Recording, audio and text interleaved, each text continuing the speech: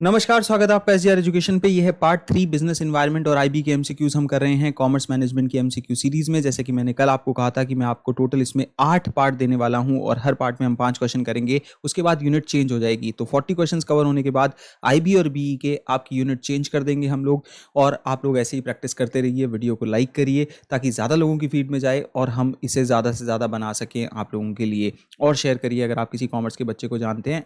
साथ ही साथ अगर आप पेपर 1 और कॉमर्स अनअकैडमी में मुझसे पढ़ना चाहते हैं या किसी भी टीचर से पढ़ना चाहते हैं पूरे एनटीए यूजीसी नेट के अंदर, तो आपको सिर्फ एक ही सब्सक्रिप्शन लेना होता है। आपको टेस्ट सीरीज, आपको क्लासेस, प्रैक्टिस सेशन, सब कुछ पीडीएफ नोट्स मिल जाता है। कोड है SCRYT, इस कोड को यूज करिए और अपना सब्सक्रिप्शन ले लीजिए ताकि आप भी सितंबर के एंड तक अपने कंप्लीट कोर्सेज को पूरा कर पाएं, आपके सब्जेक्ट या कॉमर्स या पेपर 1 के।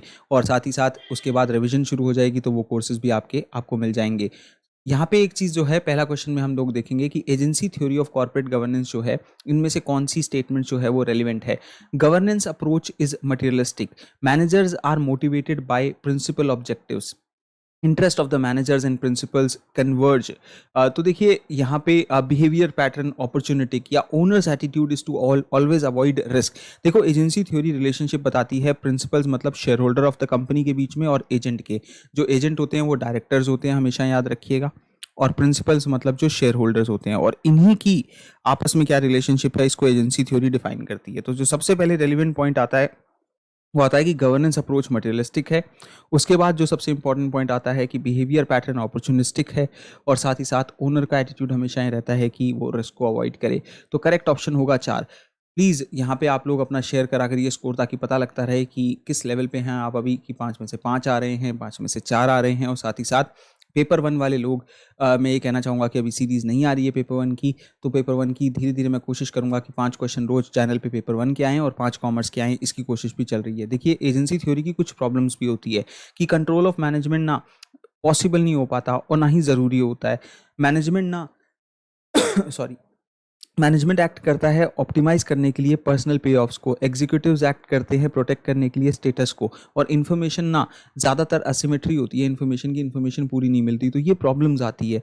और गवर्नेंस जो है वो एक ऐसा सिस्टम है जिसके थ्रू एंटिटीज़ को डायरेक्ट कंट्रोल किया जाता है। अगले क्वेश्चन में देखेंगे तो मैच द फॉलोइंग का क्वेश्चन है, जिसमें कि हम लोगों को एक तरफ दे रखा है physical monetary industrial policies, social obligations towards several stakeholders, consumer shareholder, supplier, creditors etcetera, moral principles that define the right और रॉन्ग। तो देखो, कहीं ना डी को बहुत इजीली 3 से बिजनेस एथिक्स से मिलाया जा सकता है कि भाई मॉरल प्रिंसिपल, जिससे कि हम लोगों को पता लगता है क्या सही है क्या गलत है। तो 2 ऑप्शंस आ गए हमारे पास यहाँ पे। तो हम देखेंगे सी का 4 है या सी का 2 है। तो देखिए, consumer shareholder, supplier, creditor जो है वो क्या होंगे, इकोनॉमिक पॉलिसीज से रिलेट करेगा या स्टेक होल्डर्स या इंटरेस्ट ग्रुप होंगे। ऑब्वियसली स्टेक होल्डर्स और इंटरेस्ट ग्रुप होंगे, क्योंकि इकोनॉमिक पॉलिसीज वाला पॉइंट तो सीधे सीधे फिजिकल और मॉनेटरी पॉलिसीज से कनेक्ट कर रहा है। तो 4th बहुत ही इजी आंसर यहाँ पे हो जाएगा। अगले क्वेश्चन पे आते हैं कि companies having business in large number of countries. ये मैंने आपको करवाया था पहली दूसरी क्लास में, around the world at present. तो उनको किस तरह की कंपनी कहते हैं। देखिए, 15 से 20 कंट्री से ज़्यादा या एक बहुत ही ज़्यादा नंबर में जिनकी आप कह सकते हैं कि ऐसी ऐसी कंपनीज जिनकी ऑक्यूपेंसी होती है या जिनका जो है आपको सेटअप मिलेंगे, तो ऐसी कंपनीज को हम ग्लोबल कंपनीज कहते हैं। जैसे कोको कोला वगैरह जैसी कंपनी आपको देखने को मिलती है, माइक्रोसॉफ्ट जैसी कंपनीज देखने को मिलती है कि इनकी इन्वेस्टमेंट और कंट्रीज़ के अंदर होंगी, बहुत सारी कंट्रीज़ के अंदर होंगी। और ये ज़्यादातर इनकी जो ऑफरिंग है वो इस तरीके की होती है कि ग्लोबल कंपनीज ना इन्वेस्ट करती है और प्रेजेंट होती है बहुत सारे देशों में, बहुत सारी इकोनॉमीज़ में, और मार्केट करती है प्रोडक्ट को एक कोऑर्डिनेटेड इमेज और ब्रांड के रूप में। और इनका एक कॉर्पोरेट ऑफिस होता है जो कि ग्लोबल स्ट्रैटेजी के लिए सारे डिसीजंस भी लेता है। तो रिसेंटली मैंने जब प्लस में चैप्टर आपको करवाया था तो बताया था कि ट्रांसलेशन में क्या फ़र्क होता है, ग्लोबल में क्या फ़र्क होता है, एमएनसी में क्या फ़र्क होता है। 3rd इसका सही आंसर रहेगा। उसके बाद आता है कि what are the drivers of globalisation. ये भी हम लोगों ने किया था टॉपिक। तो देखिए, ड्राइवर्स ऑफ ग्लोबलाइजेशन का मतलब क्या है कि जो इकोनॉमिक ग्लोबलाइजेशन है ना, वो स्टैंड करता है इकोनॉमिक इंटरकनेक्टेडनेस पे, कि एक दूसरे के साथ कंट्रीज कितना आपस में जुड़ी हुई हैं ग्लोबल इकोनॉमी में। और ये इंटरडिपेंडेंस ना कहीं इस बात पे डिपेंड करती है कि लैंड, लेबर, कैपिटल, एंटरप्राइज किस तरीके से एक्सचेंज होता है अक्रॉस दी नेशंस। और इसीलिए जो ड्राइवर्स ऑफ ग्लोबलाइजेशन कहलाएगा तो वो population mobility, specially of labour, तो एक बहुत इंपॉर्टेंट पॉइंट है, ये ज़रूर आएगा। और दूसरा फाइनेंशियल फ्लोज, जो कि बेसिकली हम बोलते हैं लेबर और कैपिटल यहाँ पे एक मेन तौर पे लिया जा रहा है। तो यहाँ पे ये ध्यान रखने वाली बात है कि 3 मेन ड्राइवर्स होते हैं, हमेशा याद रखिएगा, डेमोग्राफी, पॉलिटिकल डिसीजन और टेक्नोलॉजी, और फिर उससे जुड़ी चीज़ें। तो यहाँ पे ए और बी जो है वो करेक्ट हो जाएगा। अगले क्वेश्चन पे चलते हैं कि इनमें से कौन सी एक इंस्टेंस है नॉन कन्वेंशनल डंपिंग की जो ज़्यादातर नहीं होती है जैसी डंपिंग। तो वो होता है कि रिवर्स डंपिंग आपको बहुत कम देखने को मिलती है।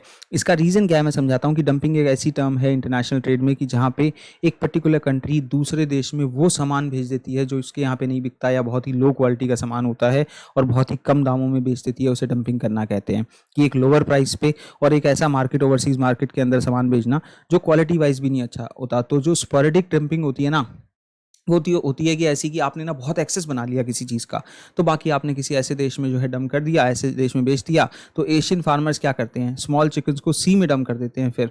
और एक मेथड और भी होता है कि एक्सेस सप्लाई जो होती है अगर किसी चीज़ की, तो आप लिक्विडेट करना चाहते हैं एक्सेस स्टॉक्स को, तो आप ऐसे देशों में भेज देते हैं जो एक्सेस मर्केंडाइज है, उसे स्पोरेडिक बोलते हैं।